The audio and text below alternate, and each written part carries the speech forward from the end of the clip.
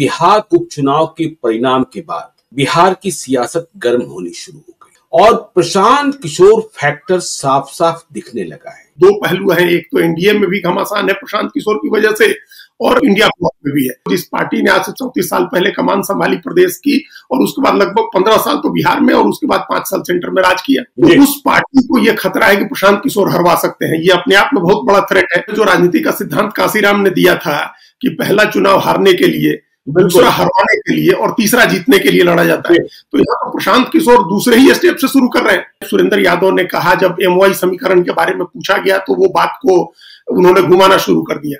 आप सीधे सीधे क्यों नहीं जवाब दे रहे हैं कि आपका समीकरण टूट गया एमओआई का? आप एक कोई भावनात्मक मुद्दा उठा लेंगे मुस्लिम समाज से जुड़ा हुआ और चाहेंगे कि उसके आधार पर आपको 100% समर्थन मिल जाए, ये तो अब नहीं होने जा रहा है। आपको राजनीतिक स्टैंड भी उसमें क्लियर करना होगा, जिसको लेकर के प्रशांत किशोर ने सबसे ज्यादा अटैक किया है कि आप कौम की राजनीतिदारी बढ़ाने के लिए क्या कर रहे हैं।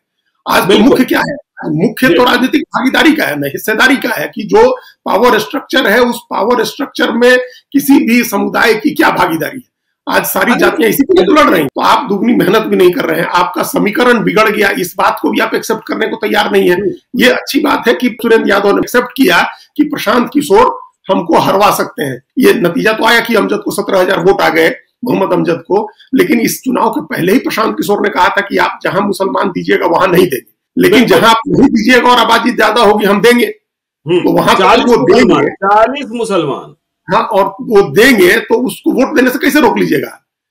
आप अगर लालू यादव के और तेजस्वी यादव ने मुसलमान कैंडिडेट नहीं दिया है और वहां प्रशांत किशोर का मुस्लिम कैंडिडेट है, ठीक ठाक सामाजिक कार्य करता है, उसकी पकड़ है और प्रशांत किशोर कैंपेन कर रहे हैं, तो कोई कैसे रोक लेगा उसको वोट देने से?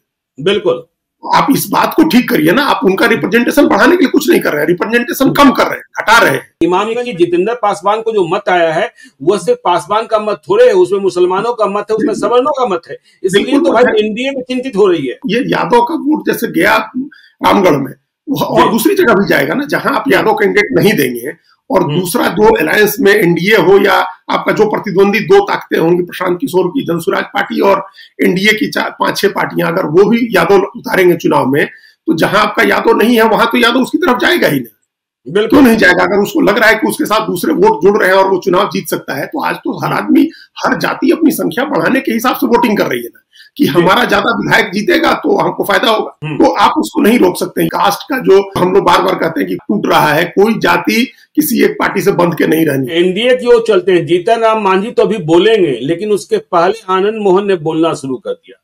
चिराग जी, क्या आप पासवान के नेता हैं? आप क्यों नहीं गए इमामगंज?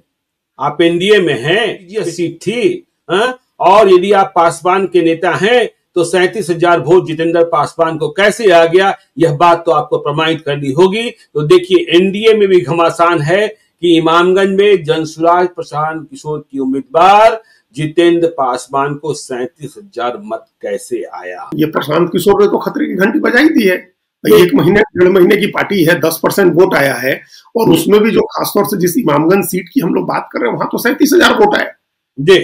37,000 वोट, आपने ठीक कहा कि वो कोई पासवान का खाली वोट नहीं है, उसमें फॉरवर्ड्स के भी वोट हैं, जो एनडीए का वोट था, पासवान भी एनडीए का वोट है, मतलब ये दोनों एनडीए के वोट हैं। जो लोग कह रहे हैं कि प्रशांत किशोर ने आरजेडी को हरा दिया या इंडिया ब्लॉक को हरा दिया और बीजेपी की बी टीम है, उनको इमामगंज का नतीजा देखना चाहिए।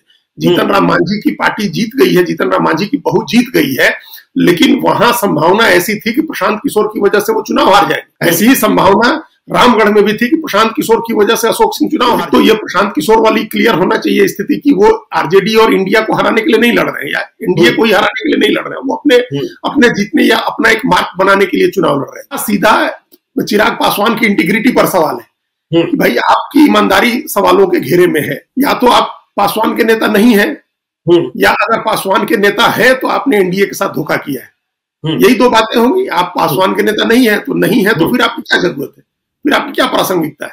और है और धोखा कर रहे हैं, तब भी आपकी क्या जरूरत है? जब आप रह के अलायंस में रह के और धोखा करेंगे, तो अब पहले आपने खुले तौर पर किया, जब आप उस समय एनडीए की एक पार्टी को आपने कहा कि हम बीजेपी को जितवाएंगे, बीजेपी का मुख्यमंत्री बनवाएंगे, हम नरेंद्र मोदी के हनुमान है, कहा कि आप नीतीश कुमार को हरवा रहे थे 2020 में। तो एक बार आप खुले तौर पर लड़ रहे थे, आप दूसरी बार आप छद्म रूप से जो है नुकसान पहुंचा रहे हैं एनडीए को। तो ये दोनों सवाल जो उन्होंने बड़ा इंटेलिजेंटली आनंद मोहन ने ये पूछा है, ये कटघरे में खड़ा किया उनकी ईमानदारी को कि आप बताइए नेता है कि नहीं है, और नेता है तो फिर कैसे वोट आ गया जितेंद्र पासवान को।